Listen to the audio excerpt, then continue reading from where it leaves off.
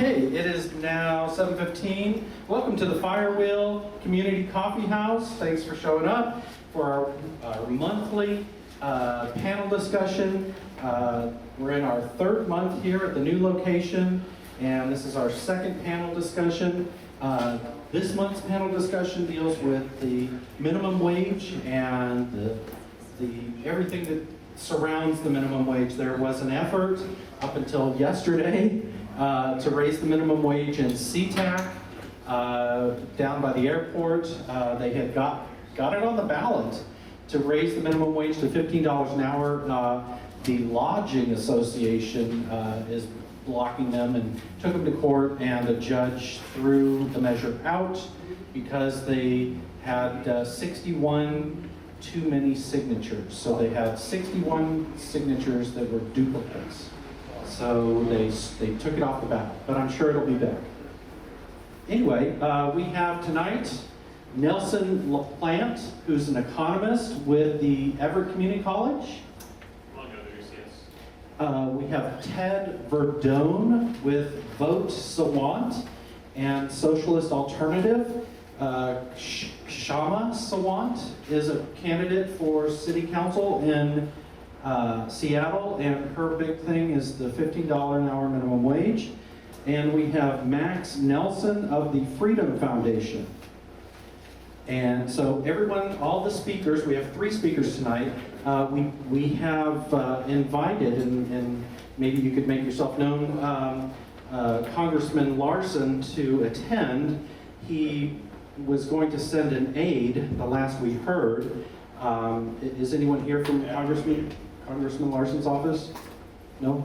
Okay, well, hopefully he'll show up as we're speaking. But he was going to send an aide. And then we had invited the Lodging Association, the lobbying group for the hotels. And then once they kind of found out who was going to be on the panel, they decided not to attend.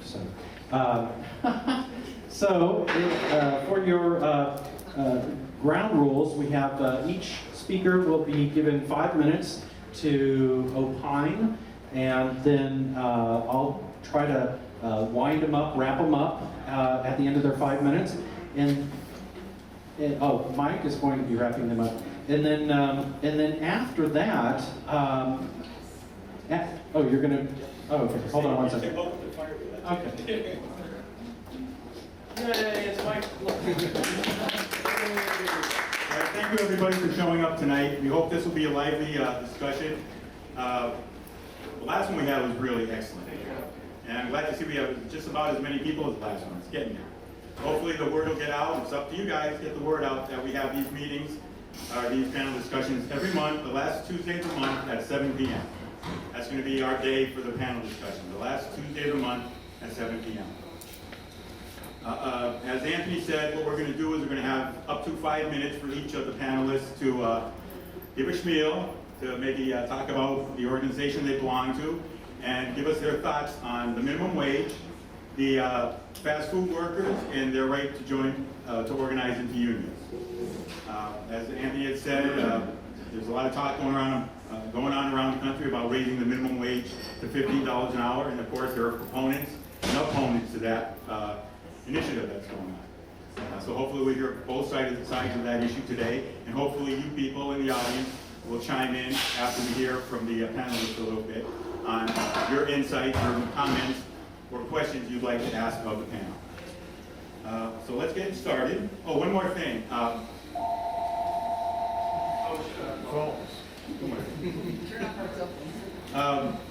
In order to keep the doors open and to have meetings and discussions like this, it's helpful to have money. So what we decided to do is, after the panelists get through with their initial 5-minute opening statement, we're going to literally pass a hat around. And if there's anything you can contribute to help out the Firewheel, that's great. If you can't, that's fine too. You're probably on minimum wage. You understand that? But we're going to make this a habit also from now on to pass the hat, and if you can help us out, it's greatly appreciated. But regardless, we're just glad that you all showed up. So that being said, let's start with the opening statements. We randomly pulled the people's names out of this hat. Again. And our first one is, am I correct, is it Nelson? Yes.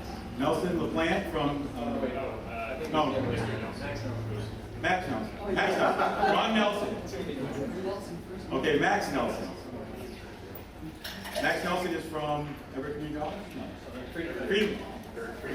Freedom Foundation. So Max Nelson from the Freedom Foundation is first. You want to take the microphone? Yeah. I'm Phil Donahue.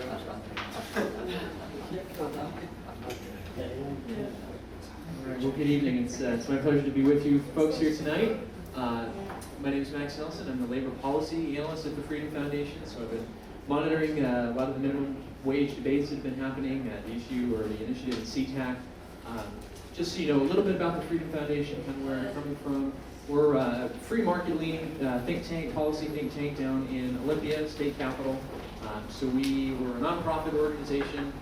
We do a lot of work on education issues, labor reform issues, budget issues, things of that nature.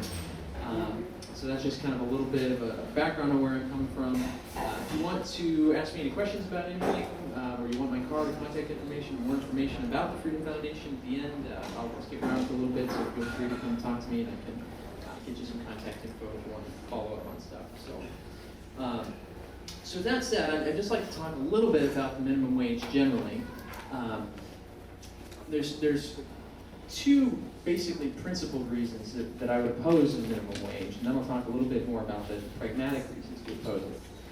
So the first would be an issue of individual freedom. And I would argue that if two individuals come to an agreement about a wage or an employment opportunity, that it's not the government's place to step in and outlaw such a determination if both parties agree it was mutually beneficial.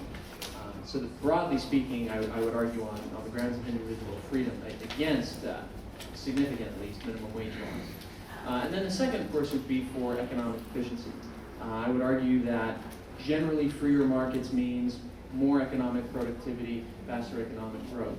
And to the extent that the government gets involved in regulating wages or artificially increasing prices, it produces unintended negative side effects and distortions that, while certain people may benefit from, the economy as a whole is going to suffer in the long run. And so those are kind of the two broad paradigms that I'm working from.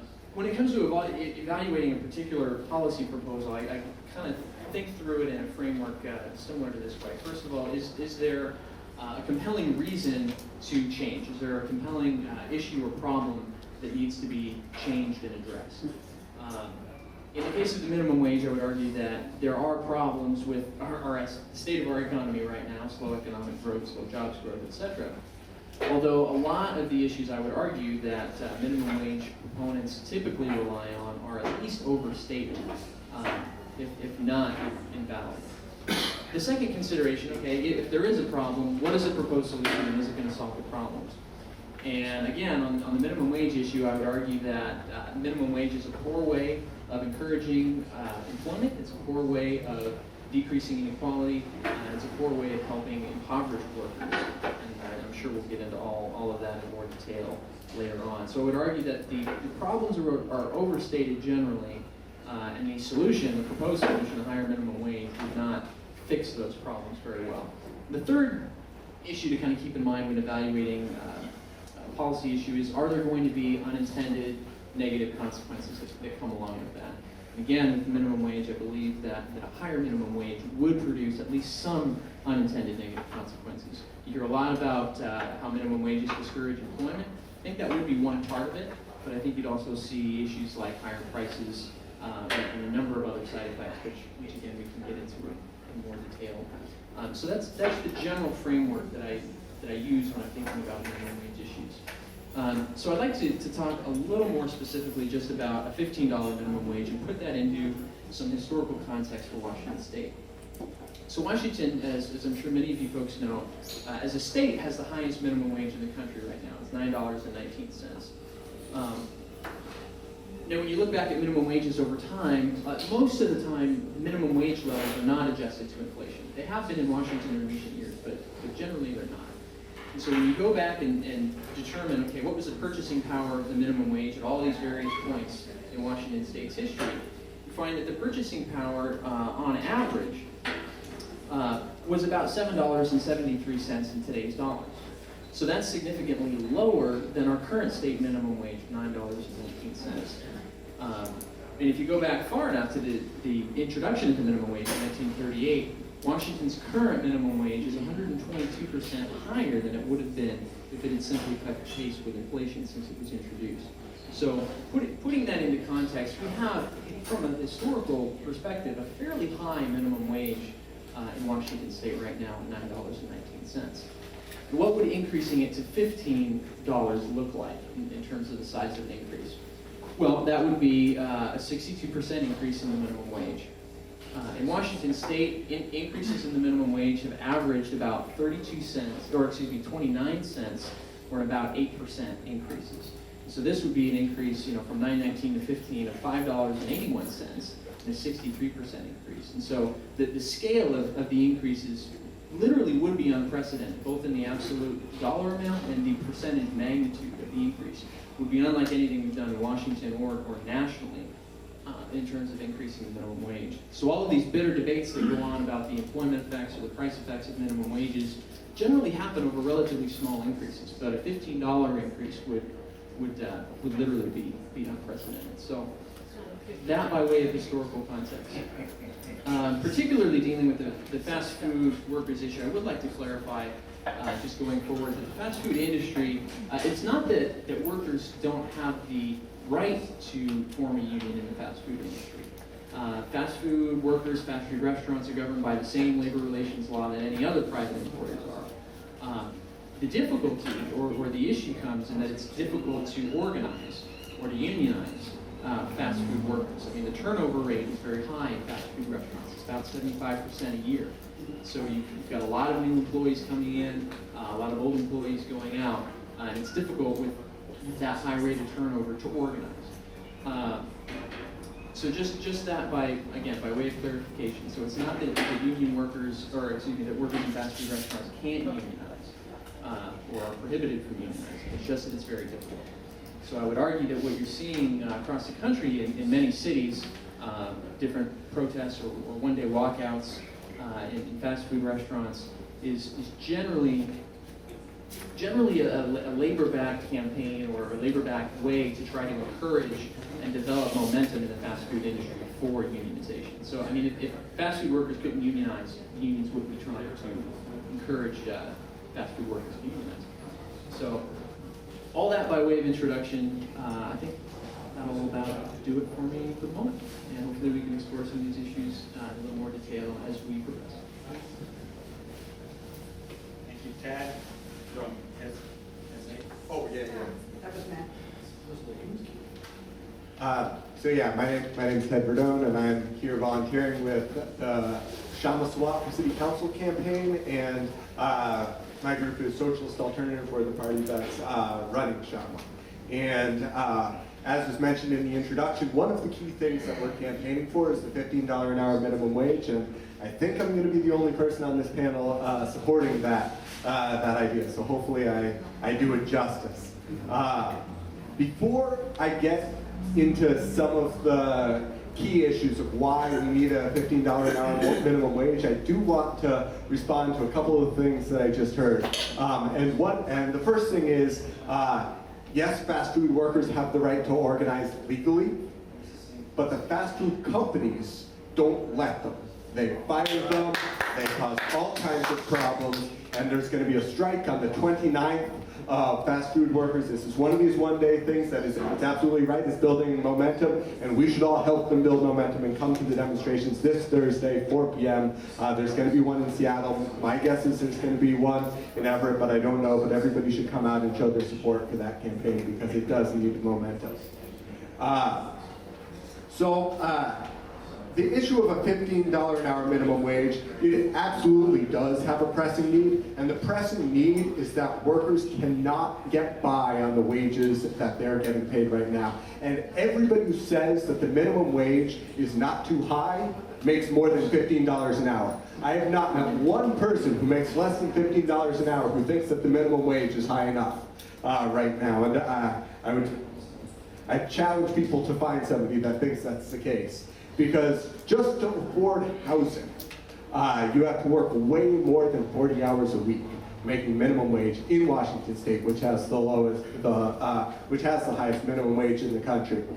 In order to make ends meet, McDonald's, which pays minimum wage wherever they can, they've rather than raising the wages for their employees, McDonald's went and gave their employees a budget of how to make ends meet. And that budget, I encourage everybody to look at it because it's absolutely insulting. It assumes that they're somehow finding health insurance for $20 a month.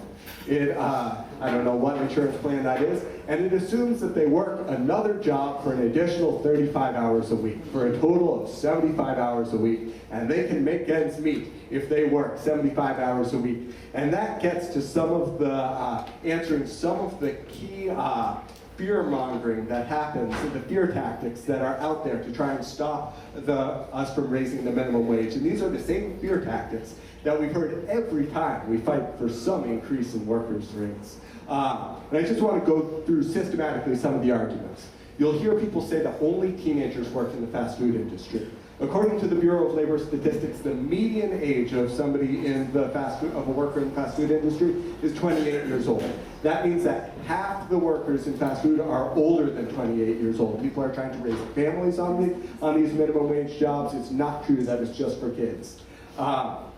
You will hear people say that it hurts small businesses to raise the minimum wage. However, economic studies, and there's an economist sitting next to me who might disagree, but our candidate is also an economist and professor of economics. And economic studies show that because the main consumers are workers, and they're the ones who don't have enough money to just stick it in the bank account and sit on it.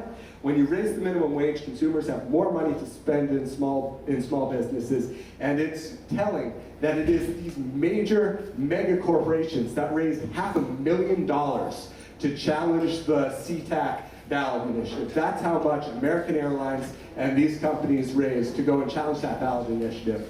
They did that because they probably are willing to spend more money than they would pay in wages to stop this from happening so they don't create a precedent that will be continued around the country.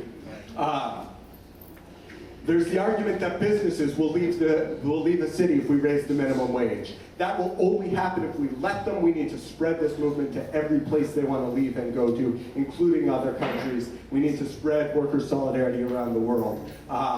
And in places that have a higher minimum wage, like in Australia, where the minimum wage, if you convert the currency, would be a little over $15 an hour. They have a 4% unemployment right now, so it's not like you lose a ton of jobs by raising the minimum wage. In fact, there's no economic data that raising the minimum wage hurts employment, and maybe it's because all of those fast food workers who have to work two people's jobs in order to get by would only have to work one job, freeing up another job for other people. There's also, I'm just going through the points here, but actually I'd like to respond to a couple more of the points that were raised in the introduction. The general point about individual freedom, that is between a contract between two people. This argument completely ignores the fact that those two people do not have an equal say in that agreement.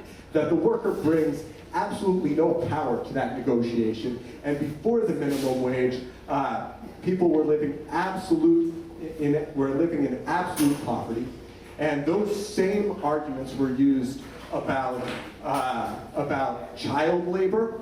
The government stepped in and stopped child labor. The government stepped in and stopped slavery. And the government stepped in and created the first minimum wages. Going through in terms of an unprecedented increase in wages, first of all, that's absolutely what we want, but it's not entirely true. It's not 100% unprecedented. There is a precedent. Over the past 2 years, that increase in wages has happened.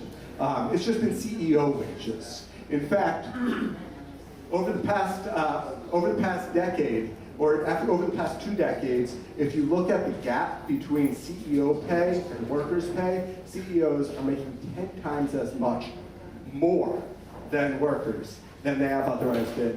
And the points about the historical precedent, I think are, I think it's worth taking a broader view of that. If you compare to the lowest point of minimum wage, yeah, we're double that.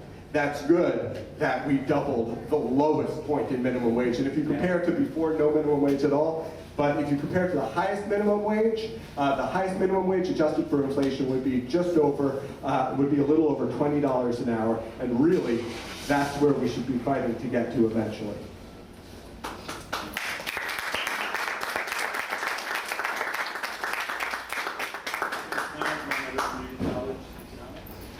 Good evening, and thanks for having me, Mike. And I teach. I've taught for several years economics, so I'm kind of a big fan of free markets. Also, I believe in free markets as being efficient, and it is free markets that have boosted the standard of living in the West. And it's because the loss of free markets that the standard of living is starting to fall away. So I have two basic arguments against a $15 an hour minimum wage. Those would be the principled reason and the economic reason, and they have little branches each. But I thought I'd start off my first one with a little quote from Penn Jillette, which I completely agree with.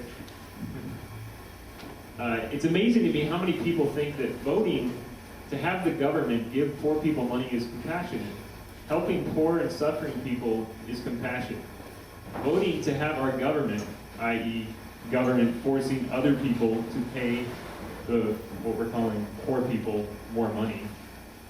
Forcing government to use guns to give money to help poor and suffering people is immoral, self-righteous bullying, laziness. People need to be fed, medicated, educated, clothed, and sheltered. And if we're compassionate, we'll help them. But you get no moral credit for forcing other people to do what you think is right. But we're the government too. There is great joy in helping people, but no joy in doing it at gunpoint. So the basic idea is that living wage, a subjective term of course, or significantly raising the minimum wage by again 63%, are appeals to emotion. And I mean, yes, it sounds wonderful, $15. Everybody can make $15 an hour. That sounds great, but the problem is, for most people that are calling for a $15 minimum wage, it's going to cost you nothing. It costs these people nothing. They're trying to force other people to take money out of their pocket. So they have no vested interest in this. On that side. So if you want to start a small business, you have the right to it. And the free market allows you to do that, by the way. But second is the economic as well, the economic argument. We start by saying we need low-paying jobs, these low-skilled jobs. Where else are people going to go and get a job coming right out of high school? $9 an hour. So if he said that the median age is 28. If you raise the minimum wage to $15 an hour, that's probably going to be the low age. And so these high schoolers with no skills are not going to have a place to go to get their first job and build skills so that they can eventually have a $15 an hour value as far as work goes. So there are arguments. It is that a high minimum wage, or a minimum wage in general, disproportionately hurts both the youth and, as Milton Friedman and Walter E. Williams have argued, disproportionately hurts minorities. For instance, Walter E. Williams points out the black unemployment used to be lower than the average unemployment rate. And it wasn't until the introduction of the minimum wage that it's actually 25 to 50%, somewhere between there, so wide range. And that's because many minorities come from the inner city, which of course has the worst government schools. And because of that, they have low skills. And so to tell an employer, you must pay him $15 an hour when he can only give the employer $10 or $5 worth per hour, is to tell the employer you must conduct in charity, which is not what businesses are out to do.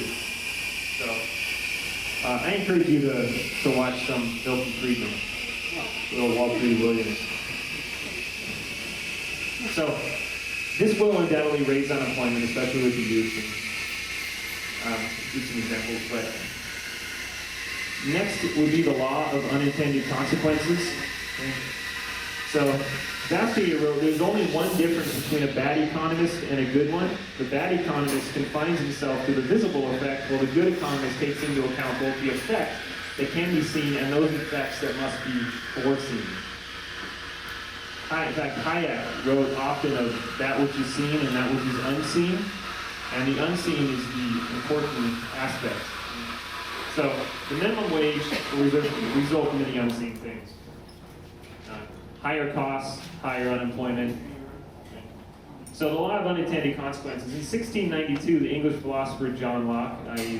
the man that Jefferson looked at when he wrote the Declaration, John Locke talked about life, liberty, and property. And he urged the defeat of a bill designed to cut the maximum permissible rate of interest from 6 down to 4%. He argued that instead of benefiting the borrowers as intended, it would actually hurt them. People would find ways to circumvent the law, with the cost of circumvention being borne by the borrowers, the very people that they were meant to help. To the extent the law was obeyed, Locke concluded the chief results would be less available credit and a redistribution of income away from the widows, orphans, and to all those who have estates of money. So, when you create laws like this, you often create black markets, such as that. In fact, in India, they have bread rationing where the government gives away bread to special stores, and the bread never arrives at the store. Instead, it's sold out the back, and it's sold on the streets at high prices, helps no one except the store owners and the people with money. So it hurts the poor. As far as the minimum wage goes, Subway in San Francisco announced, sorry, no more $5 footlongs. The minimum wage is too high. So that's an example of prices will rise. So the law of unintended consequences, it is a lot, and it will come.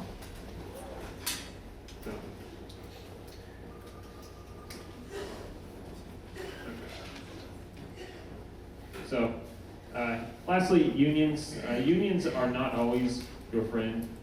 Okay. So unions, if you look at who really makes the money when people unionize, they pay dues. Unions live in big castles, have their headquarters in DC with gold-plated spoons and stuff like that. Yeah.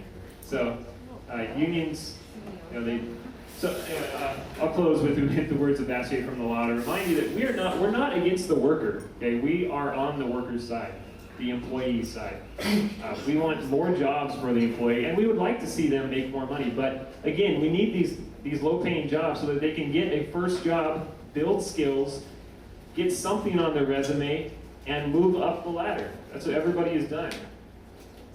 So he said socialism, like the ideas from which it springs, confuses the distinction between government and society. As a result of this, every time we object to things being done by government, the socialists conclude that we object to it being done at all, which is not the case. It is as if the socialists were to accuse us of not wanting people to eat because we do not want the state to raise bread. Again, free markets work. For who? For everybody. No. Well, it wasn't unions. It was the accumulation of capital in the United States that told the that raised our wages. All right, we heard from the three speakers. Let's have a round of applause for the three speakers. And his head surrounded, and the other one for raising the minimum wage. I'm going to give him the microphone to bring up some points, which the other panelists can respond to. I hope that the other panelists respond. Well, thank you. There's definitely a few things that I wanted to respond to. I mean, it's interesting when examples from the neo-colonial world are these capitalist countries that are subject to the absolutely most brutal free market conditions, like India, are cited as some example in favor of the free market. In India, the banking industry has been ruthlessly lending money to farmers while privatizing their water. There was one district where the farmers got